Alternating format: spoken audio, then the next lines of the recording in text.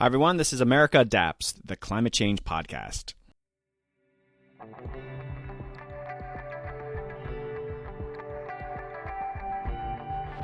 Hi, everyone. This is Doug Parsons, your host of America Adapts, the climate change podcast. On today's great episode, we have Brian Kahn, senior science writer with Climate Central. Don't forget to visit the website at americaadapts.org and consider subscribing on iTunes at America Adapts. Stick around, and I hope you enjoy the episode.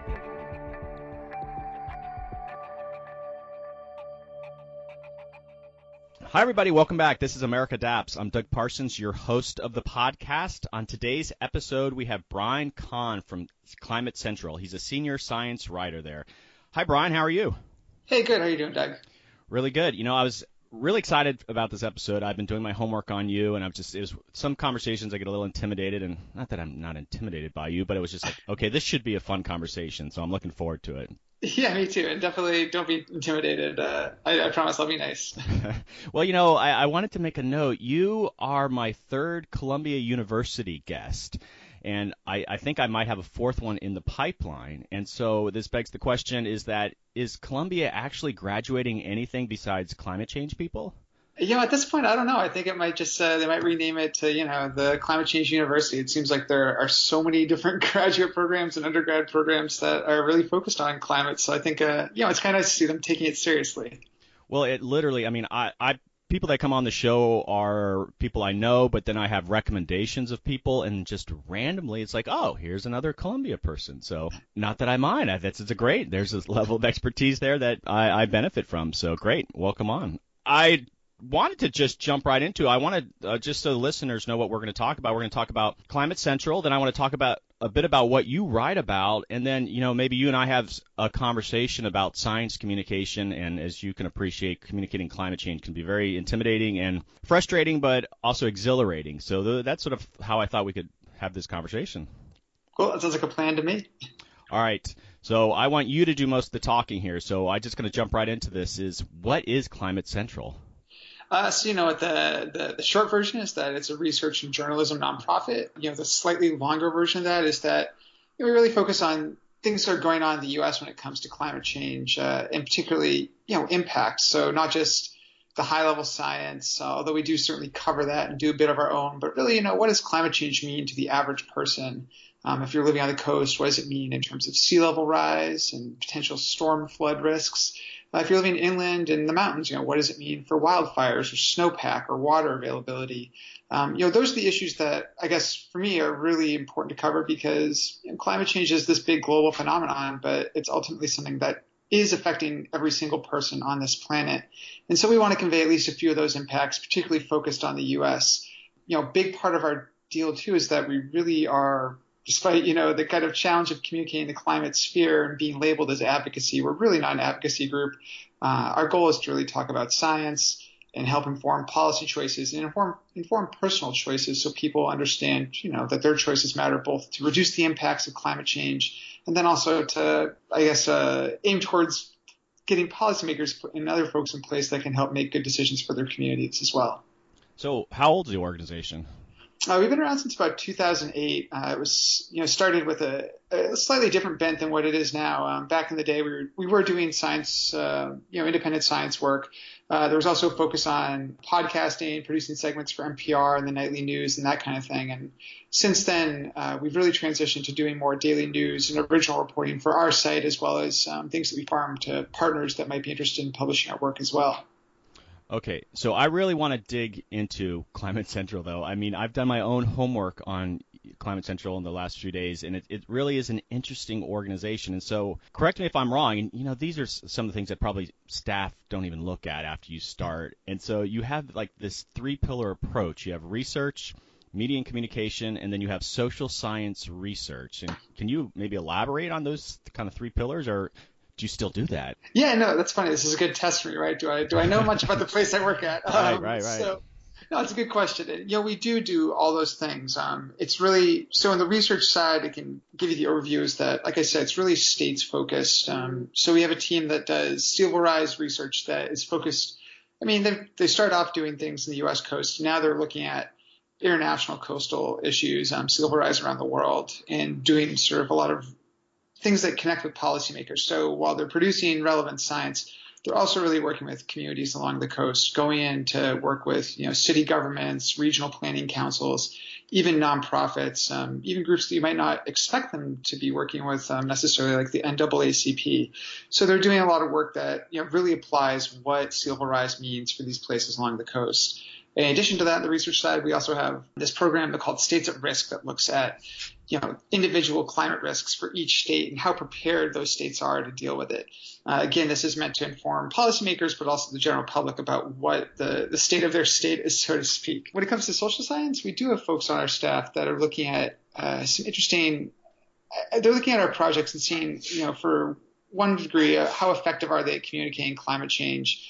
And they're also, helping us inform our journalism and other things that we do to make sure that, we're using best communication practices to talk about climate change, that we're not, reinforcing some kind of echo chamber or creating, more divide on an issue that's already a fairly, unfortunately, divisive issue in terms of the politics of climate change, if not, so much the science. Those programs still are in existence. They still are doing things, and they, tend to collaborate across the organization. So it's not uncommon for me to talk with our sea level rise people. It's not uncommon for me to talk with our social scientists or people, working on our program that reaches out to TV meteorologists, provides them with climate graphics. We really are, this organization that does a lot of things, but we still sort of find a way to chat with each other and make sure that we're leveraging each other's efforts and, making sure our message is consistent and, makes a lot of sense, I guess, across each program.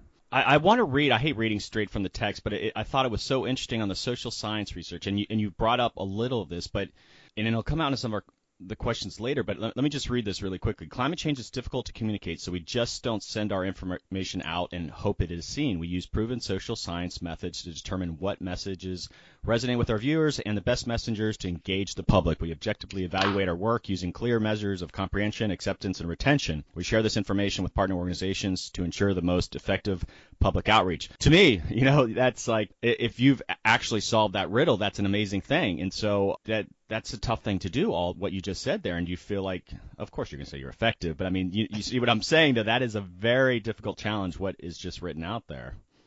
Yeah, I mean, honestly, it's true. I think everyone working in the climate field it is a bit of a work in progress. It's such a new type of issue for people, individuals, communities to confront, that I think we're still kind of understanding how to best communicate those risks.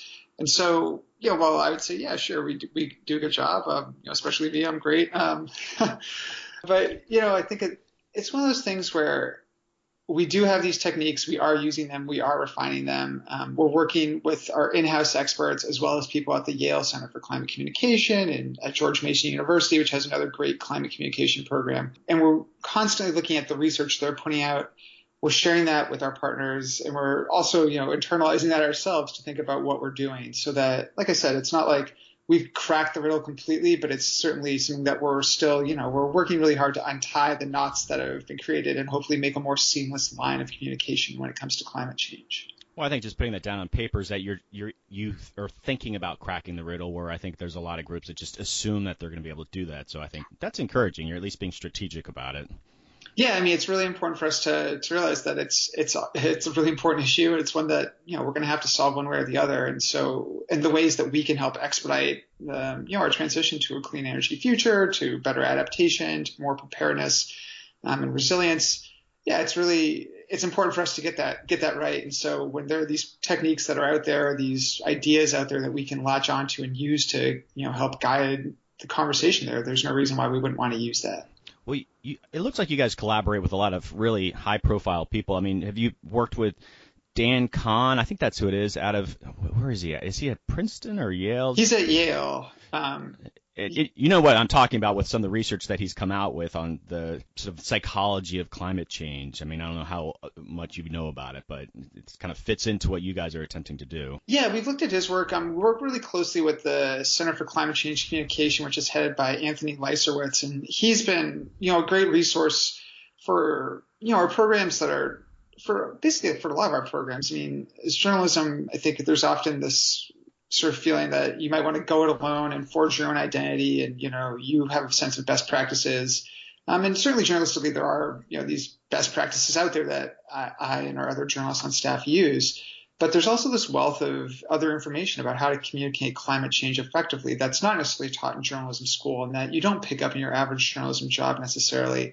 And so, having worked closely with him, with our other programs, I often refer to his work. I've emailed him on occasion to get some insights. And then I've also used our in-house experts here just to get a better sense of, why it is. I've had a couple articles that I've had, one in particular earlier this year on the wildfires that struck in northern Canada, got really intense backlash. And for me, it was a total shock because it wasn't saying, this is all climate change, but there was certainly, there were ties that were fair to make, say this is in line with current trends. The article got absolutely just hammered by a lot of angry people. And so for me, I was like, well, shoot, I thought I did a really good job at conveying the science, the state of the science and talking about, these trends we've seen and what we can expect in the future. It wasn't, meant to blame anyone working in tar sands. It very much shied away from any politics of that kind of stuff. So, I really reached out to our social scientists and said, hey, this got huge backlash and it's really given me pause for thought, like, what did I do? Did I do anything wrong? And, what can I do to make this so it doesn't happen next time to inspire more inclusive dialogue and, actually spark some thinking about, well, what can we do to avoid this in the future rather than just being like, you jerk, why'd you write this? So, yeah, there's a really close collaboration. I think it's really important to keep those social science people, close at hand because they really can help inform the journalism we do. Well, I guess on the positive side of that, though, is that you never quite are sure who's reading your pieces. You hit publish, and so that the feedback, people are out there reading it, and the right people are reading it. So that's encouraging. You're kind of resonating with the public that way. Yeah, it's important, and not that my goal is not to inspire angry reactions. I don't necessarily want that, or if it's anger, I'd like people to translate that anger into taking actions not towards me, but towards changing the status quo and working to get low emissions policies put in place. But it is like when those provocations happen, it's like, all right, well, we're definitely reaching an audience. And even if people are mad in the present, maybe it gets them to think down the road about these issues in ways they hadn't before. Now, I was looking at your staff page, and it's just a fascinating list of staffers and the diversity of roles and responsibilities that they have. And so you've alluded to it a little bit, but who really is your target audience at Climate Central? Well, everybody. Right. It's we really are trying to reach people in the U.S., which is not to say that we don't have people outside the U.S. reading our stuff, but we have so there's a couple different audiences we're trying to reach, and we have a couple different ways of trying to get them. When we're thinking the broad general public, that's our journalism. And so the pieces we're publishing and that we see republished in The Guardian or Quartz or other sites with, a little bigger reach than Climate Central, our goal with our journalism is to reach the widest audience possible. And it's trying to do that through, popular science writing and that kind of thing to convey, climate change for a broad public. We have a TV meteorologist program, and that program deals with providing graphics to local TV meteorologists, so people working in markets as big as New York and as small as Paducah, Kentucky. So that program is really aimed at catching TV viewers and people that watch the nightly news, which tend to skew older. It's a slightly different demographic than that's probably reading our site, and it's again a pretty large cross section of America. It's not like there's one ideology or one type of person that watches the TV news, and so. But like I said, it tends to skew a little bit older, and it's a slightly different audience than what you're going to get on a website. That's geared again with like the other thing is that older folks also tend to vote a little bit more than younger people. And so there's a certain value in reaching those people with climate information to get them thinking about that when they're making their choices at the ballot box. Not that we're saying, vote this way or vote that way, just, here's the reality of climate change in your neck of the woods. So, yeah, there's a couple different audiences we're trying to reach. And then with our science research that goes on, that's actively geared towards policymakers and getting them to consider what the best science says about what's going to happen in their neighborhoods or their communities, their towns, their states, whatever level they're at, to make the best choices possible for the people that live there.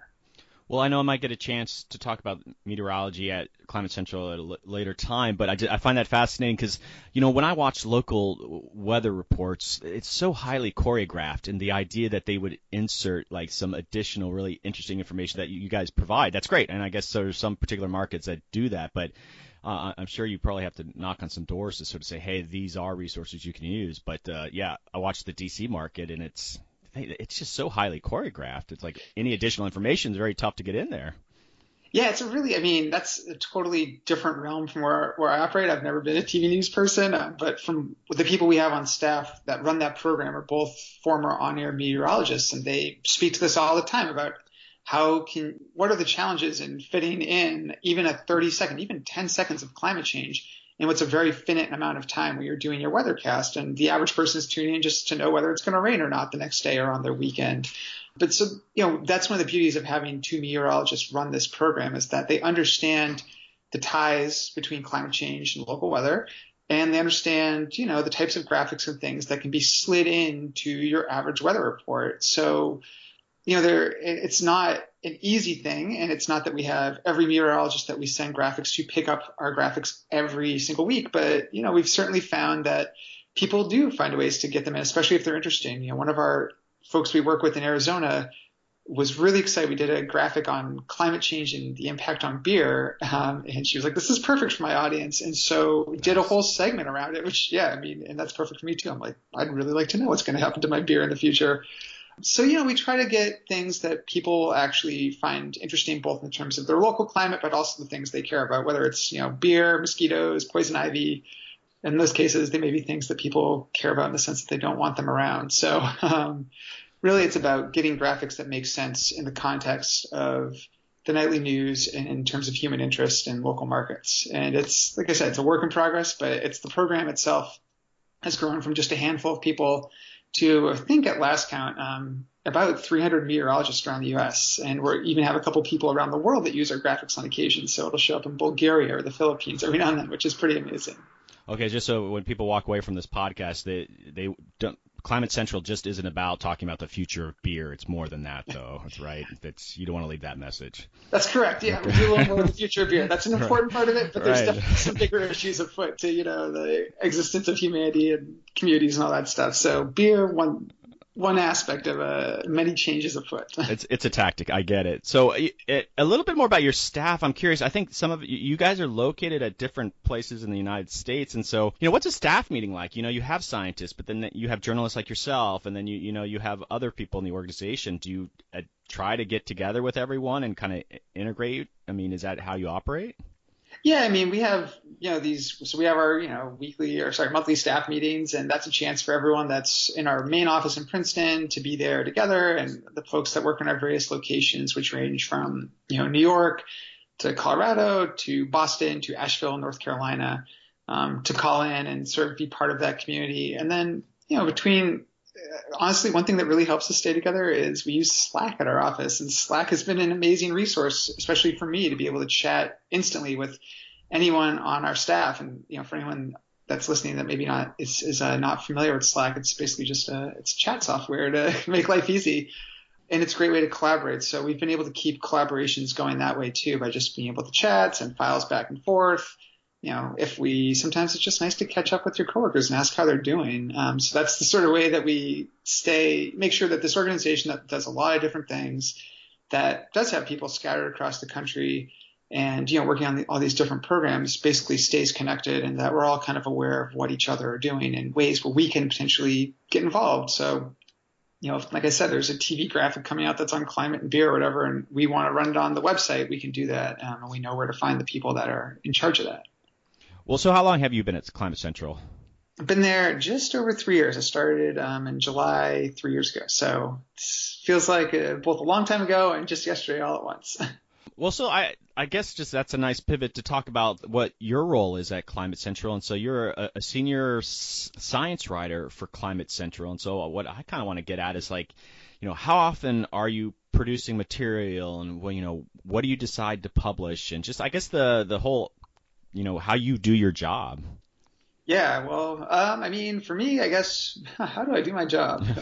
Definitely keep busy. My goal is to, as far as our reporters go, there's 4 of us on staff, and for me, I guess I kind of fit the niche of not having a niche. I'm more of one of our generalist journalists.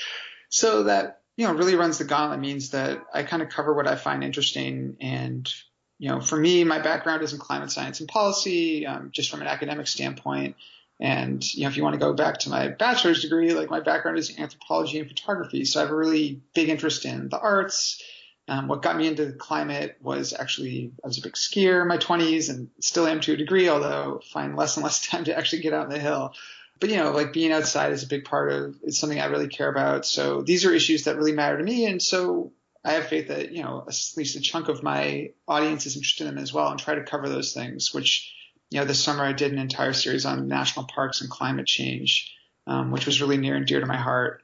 Recently, some stories I've covered, I've looked at how scientists turn data into music to communicate what their findings actually say in language most people understand. So, my reporting really runs the gauntlet. As far as how often, I'm writing, I try to produce anywhere between 3 and 5 or 6 stories a week, keeping an eye on both, big findings in academic journals or announcements about what the global average temperature is, as well as these more niche topics that are kind of a little bit offbeat. And then, recently with the presidential election, even though we're not partisan or political or any of that stuff, we've covered, a little bit of how the debates have gone, whether what kind of climate questions we should be asking the next president, no matter who it is, these kinds of things. So, that's kind of my goal, is to basically cover things that I think are interesting to me, things that I think, well, like, would I want to share this with my friends on Facebook, or would my, uncle want to share with their friends on Facebook? If that's kind of one of my litmus tests for whether I write a story or not, is, would someone want to share this on Facebook? And if they did, what would they say about it? And if I could think of, clear reason why, and think of, why that their friends would want to like it or read it, then I generally move forward with the story from there. So I made a list of some of your headlines, and it is good. I think I don't know if you make the headlines or if you have an editor that does it, but I make the headlines, so hopefully you like them. Right. Well, then they've empowered you, and that's a good thing, because you know how it is. The headline gets them in. It's all about the headline, and so this is what it's like to be a young climate scientist. Hottest months on record have something common. Okay, fine. Here's the carbon dioxide spiral, and then the uncertain, hopeful future of the National Park Service. So it seems like you do a mix of, like, there's timely news, like, that the 400 parts per million, that got quite a bit of traction for a week or two there, and you spoke up on it. So I guess you're dealing with very timely news, but then you have an opportunity to do more of those feature pieces like the National Park Service. Yeah, and that's how we all, I don't know if every writer, but a lot of writers, you dream about writing the features and, getting these 2,000-3,000 words to write some grand thing, and you have, months to research a topic. And luckily, that was my summer. Like, I got to do that all summer. It was basically just be on this national park beat and, write a half dozen stories on what is going on with the National Park Service and climate change. But, ultimately, it's kind of balancing that need of, feeding your soul and writing these big stories, and also, being sure that you're also covering the daily news and talking about things that people are talking about on a daily basis as well.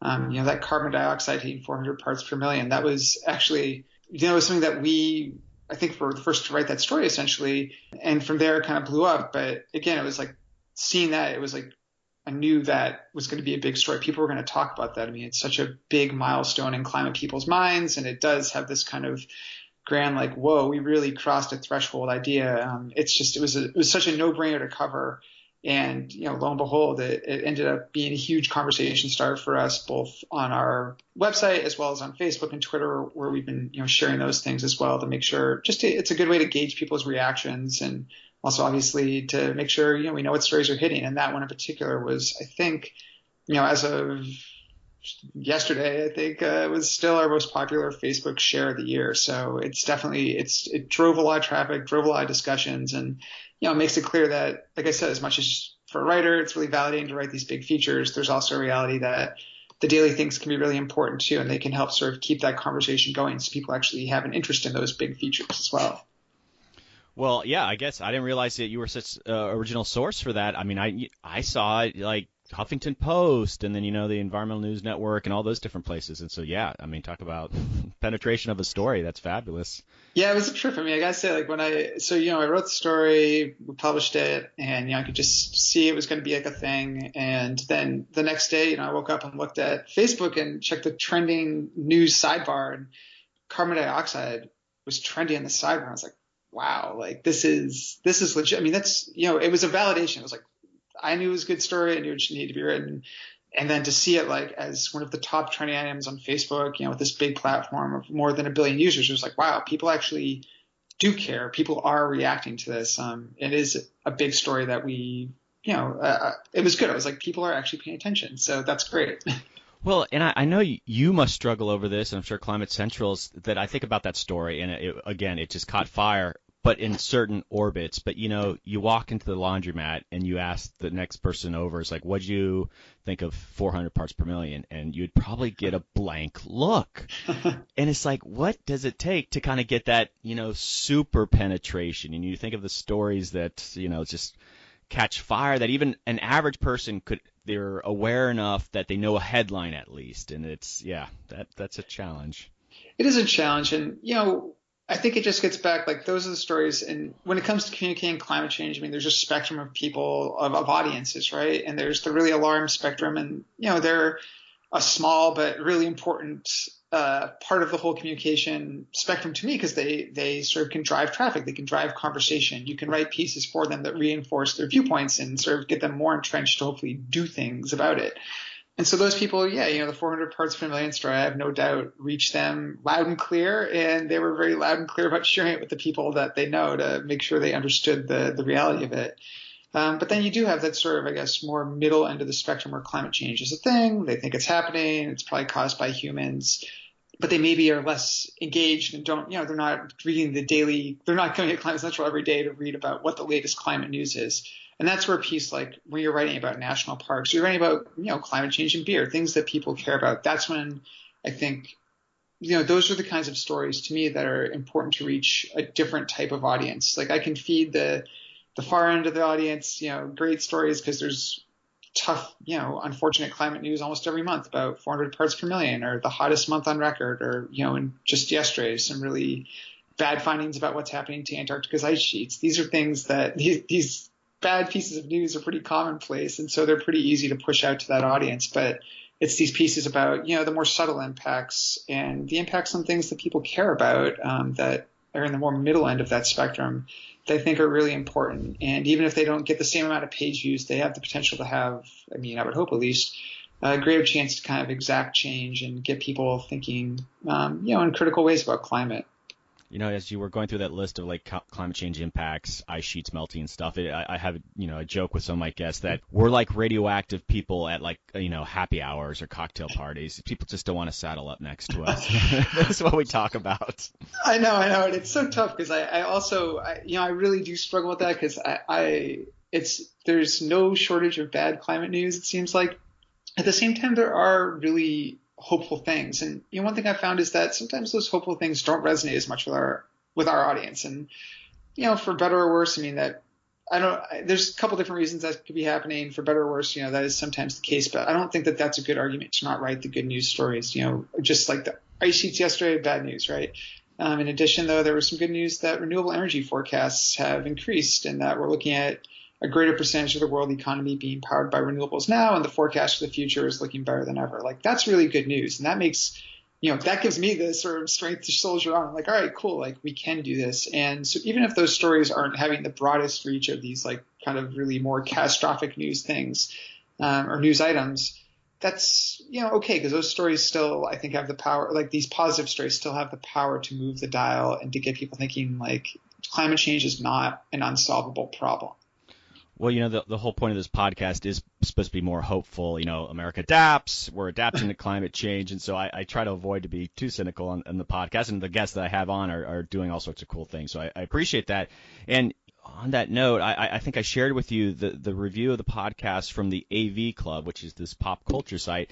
And both times I've read his review, and I'm just like, why can't I write like that? He's like capturing what I'm trying to do with the podcast in such a better way. And so, yeah, I think the need to be more positive, even under such urgent situations, is just very necessary.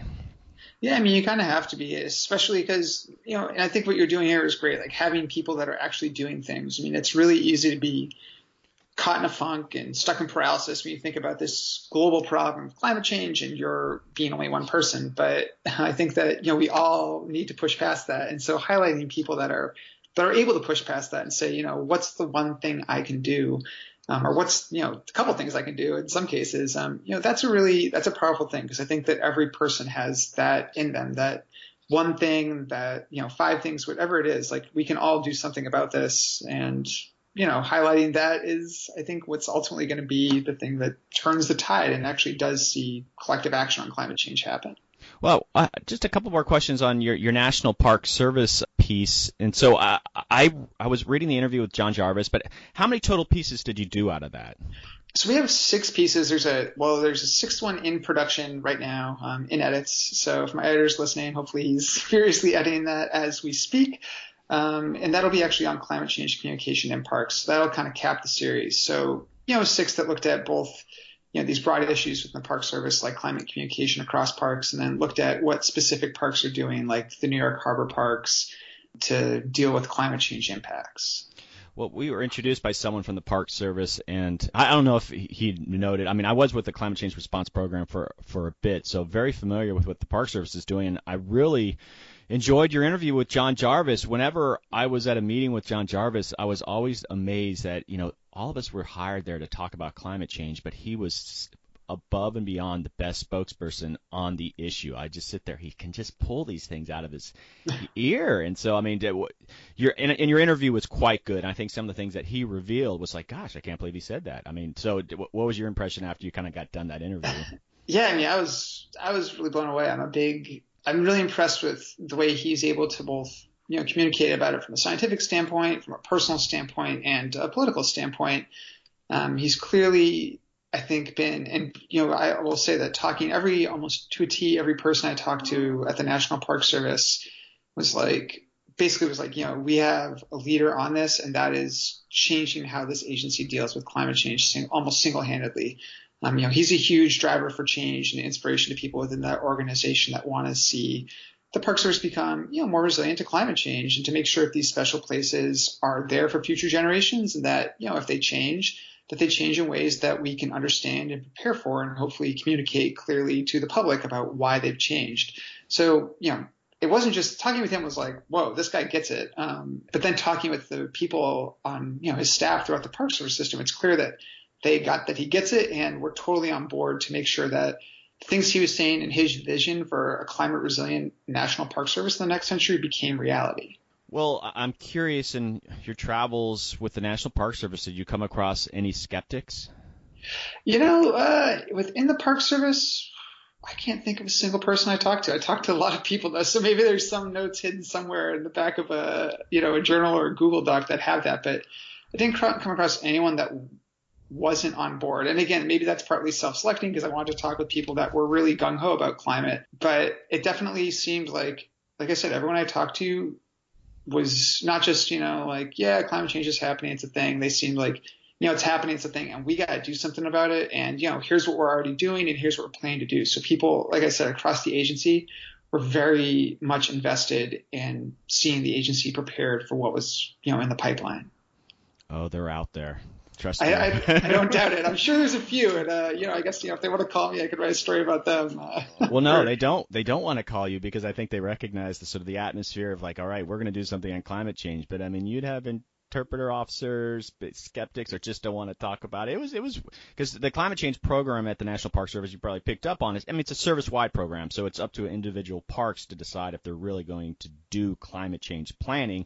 And the climate change program was just there to provide resources. And so, anyway, it's the National Park Service should be commended, because compared to a lot of federal agencies, they're doing some amazing things. But it's still out there, that skepticism.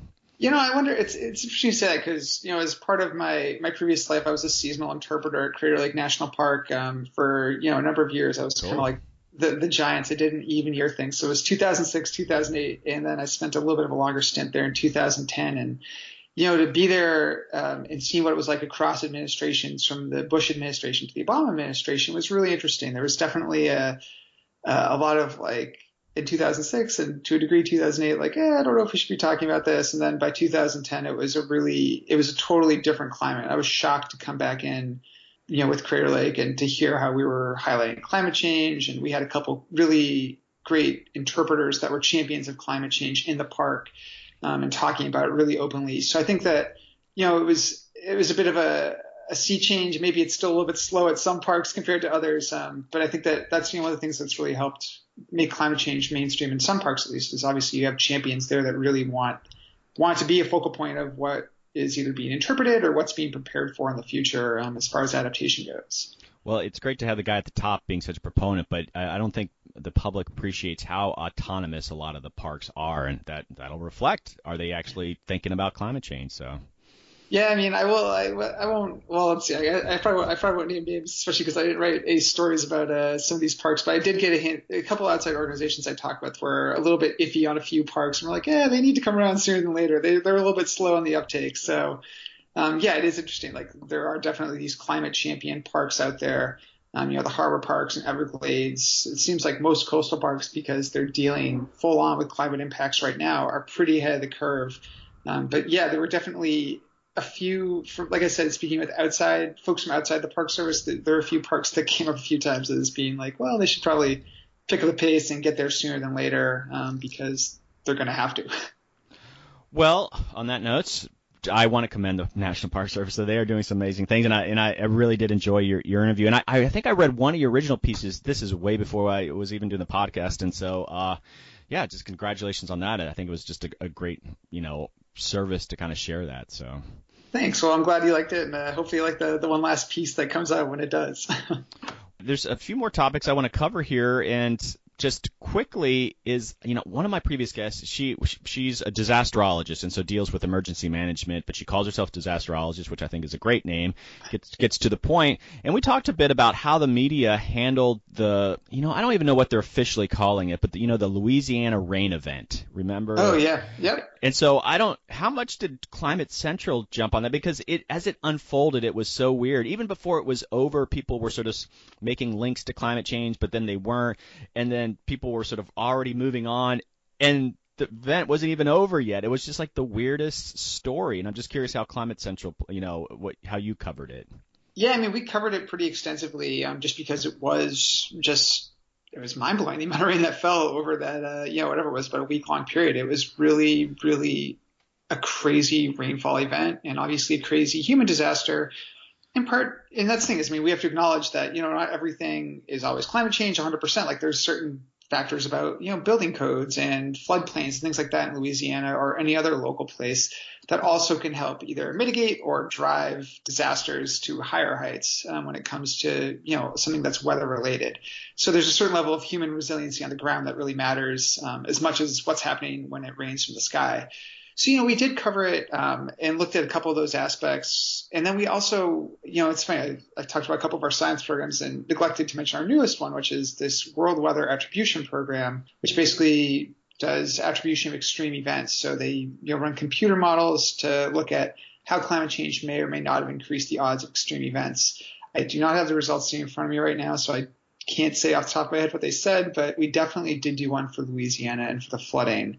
To look at how climate change might have influenced that. So, in theory, these attribution studies we do have a couple goals. One is to inform policymakers to say this is how the odds of extreme events have increased in your area. And then the other is also to drive public awareness to show that, in real time, essentially, these analysis, they don't come out months later. They come out in real time or within a week or two of the event, which is as close to real time as you can get.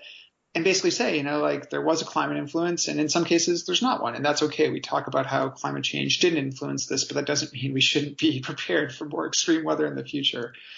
So we did take that as a pretty serious, obvious event of national importance to cover, and then our attribution team latched onto it and decided that it was so important that we needed to do an attribution analysis to look at the role that climate change may have played in causing that rainfall event. Right. It just seemed like a perfect opportunity for, that kind of test, case study for you guys. You're trying to communicate this issue that has this future influence, but there's still things happening now, and this unfolded today in real time. And so, I'm sure just not that you want to take advantage of a disaster, but it's just an opportunity to kind of figure out how do we kind of inform in this situation. Yeah, and I would never say, our goal is, like you said, it's never to take advantage of a disaster, and it's not to, none of what we write or what we want to communicate takes away from reality that people have really suffered from, this rainfall event, the wildfires in Alberta. Like, people are severely impacted, and that is like priority number one for us to get across, is that these events have real world impacts, and we really sympathize with those people. And writing a story about it does not mean that we don't by any stretch of the imagination, but really it is a chance to sort of, talk about, what we know, what we've seen in the trends in heavy rainfall events, what we've seen in the trends in wildfires, and then in the case of the Louisiana rains, we did this attribution analysis. And I think that having it a couple weeks removed from when the rainfall event happened, after the floods had subsided, helped get rid of that perception that we were, ambulance chasing, for lack of a better term, that we were really trying to cash in on this, because we weren't. That's not the point. The point is to simply give people the information, understand the context of what's happening in our world, and that, climate change is not a 2100 problem. It's a 2016 problem, and we should be thinking about it now. So I want to do a bit of a major pivot here, but this is more about getting your professional opinion. So you're obviously familiar with the National Climate Assessment, right? Yeah. Okay. Sometimes people just haven't heard of it. Even people who have been in the business for 10 years, which is part of the problem. That's what I want to bring up. And so the National Climate Assessment, for people who don't know, and please correct me if I'm describing it wrong, but it's just this national report that Congress has mandated is put out. I think it's every 5 years or 7 years that they have to come out, and it's the equivalent of the IPCC, but done for the United States. And so it's really grown. It's this big report that's talking about the state of the science, but it's now, kind of evolved, and it's including like adaptation and how it's going to impact sectors. And so is that sort of a quick, accurate description? Yeah, that sounds good to me. Okay. All right. And so my point of this conversation with you is that I've dealt with the National Climate Assessment in different roles, and I'm always amazed how few people understand what it is or are using it. And for those people who are involved in the National Climate Assessment, incredible people, they write this report, they gather everyone, they even have engagement teams to try to get the information out when the report comes out.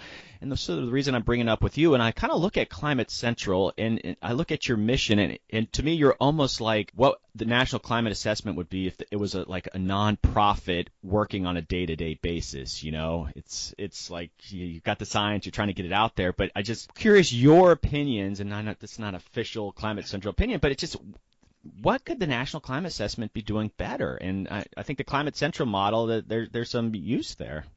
Yeah, it's funny you say that. I'll say this about the most recent National Climate Assessment. One thing they did that was really great is they had the report, a physical, PDF / pick it up at your local government agency report. But they also had a really nice website. Their website was, for this National Climate Assessment, was beautiful. It was well done. The graphics were easy to look at. It was laid out well. And it was it's funny because I'm like, oh, well, that's what everyone aims for nowadays. But it was nice to see that in the context of the National Climate Assessment, because I think, with government agencies, there can be some entropy. Embracing web technology has been a little bit slower compared to some of the other, just nonprofits or for-profit companies, journalism sites in the world. So seeing the National Climate Assessment in this beautiful, nice website was like, yes, you got it. We're headed in the right direction. And I actually, I wrote a story about it, the website itself, when it came out, because I thought it was just so good. So I think that there is sort of hope for the future, that even though these reports may take years to produce, the people currently running the show there have this vision for making it accessible in a way that makes sense in the current context of how we consume information. In terms of what we do at Climate Central and how that might tie in, I do think that there's a lot of value in being able to have a site that you can update in real time. And I think that that's sort of the next, to me, I understand that there's a need for a foundational assessment that serves as a snapshot of this is where the science was at when this report was published. There is a lot of value in that. And we refer to the National Climate Assessment, all the time for facts, figures, numbers, whatever it is.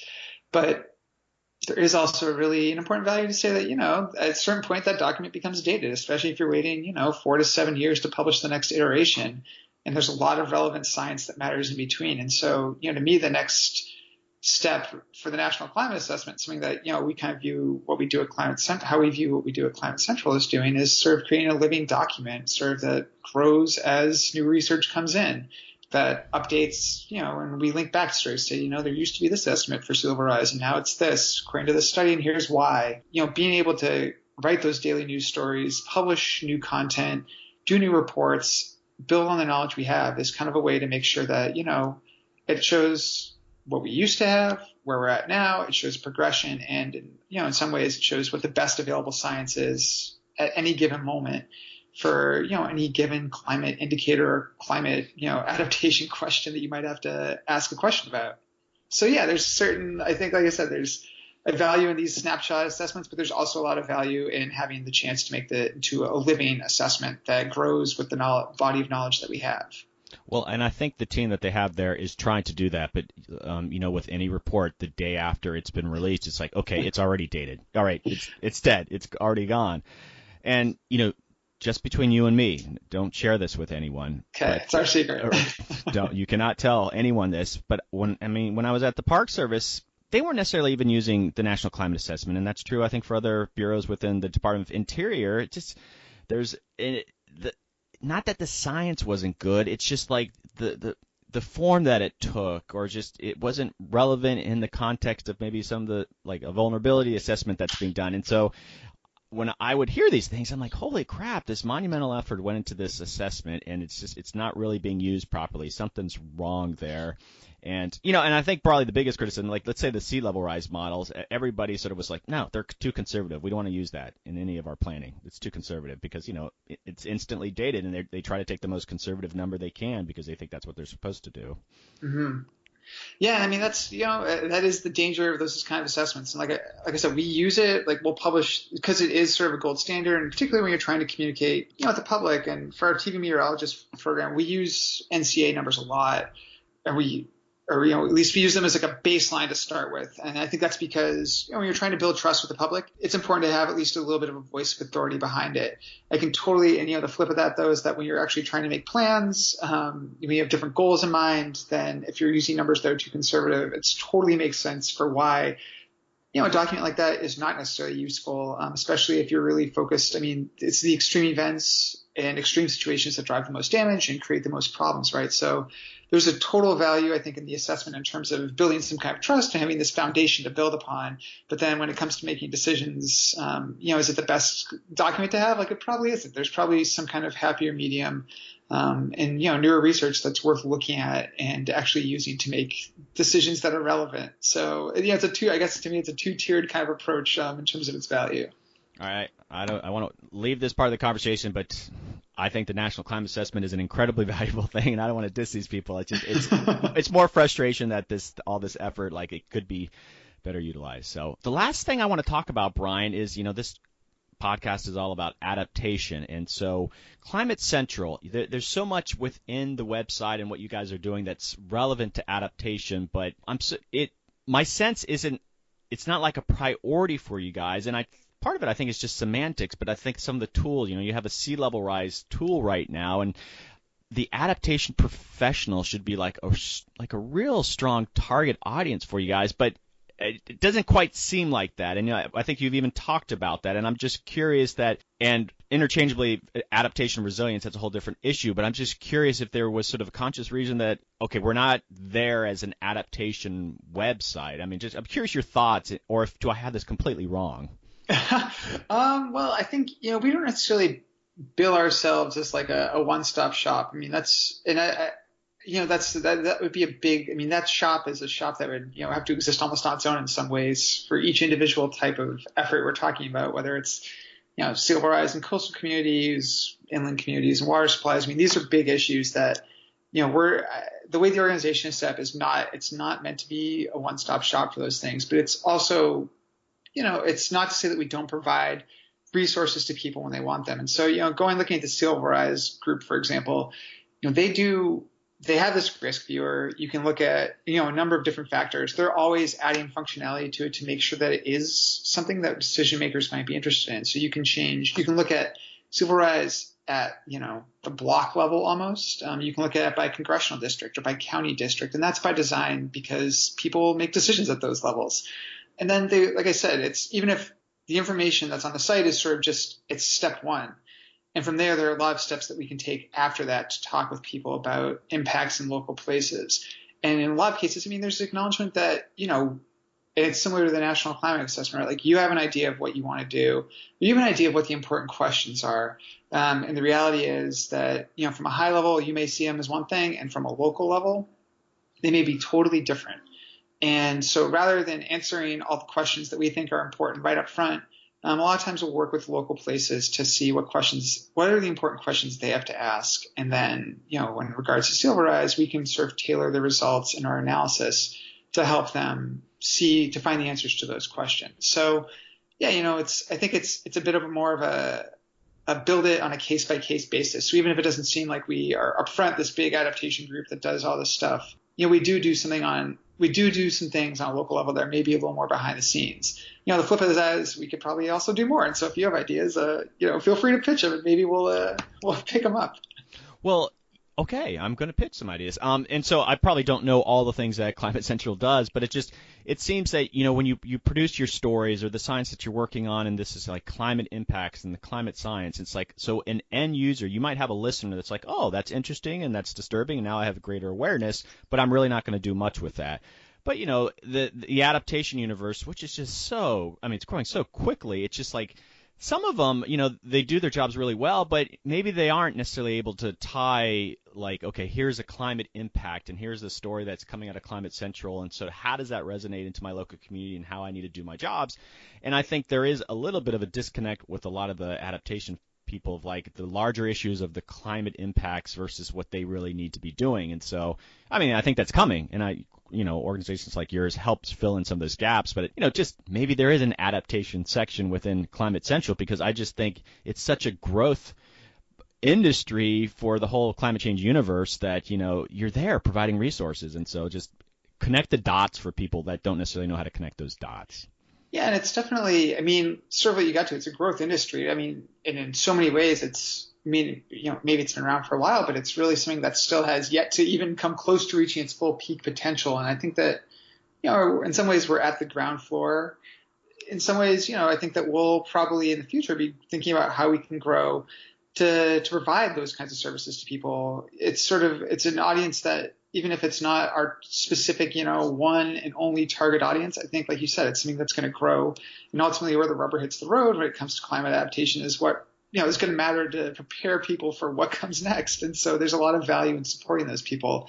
I'm probably not the person to make the choices about how we would go about doing that, but there's definitely, I think, within the organization, there are thoughts about that, and there are inklings of how we're already starting to do that. And I'm sure, come back and chat, 5 years down the road. There's going to be some new and interesting developments that we're going to be able to point to and say, hey, look what's happened since, our last chat. Well, I represent that adaptation universe, and here you are as an ambassador on the podcast, so thank you. Hey, happy to be here. So, I do want to wrap this up relatively soon, but I had last couple of questions, just like, what are some of your favorite climate change websites? And, they could be fun sites or they could be more technical. I'm just, people love to hear what other people are kind of reading. Oh man, one of my favorite climate change websites. That's a great question.